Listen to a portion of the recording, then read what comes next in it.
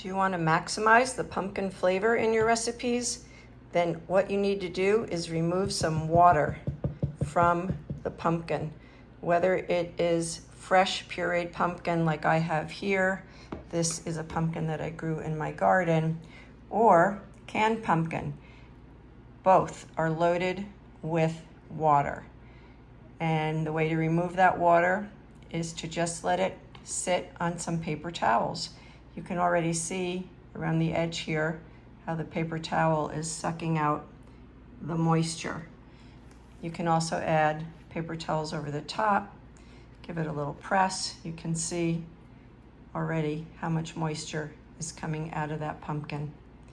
So if you want more pumpkin flavor in your recipes, and who doesn't want that,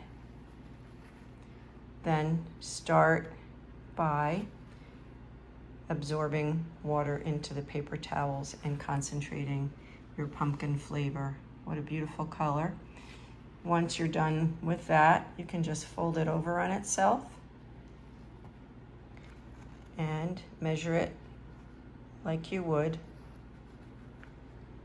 the pumpkin directly from the can or from your fresh container.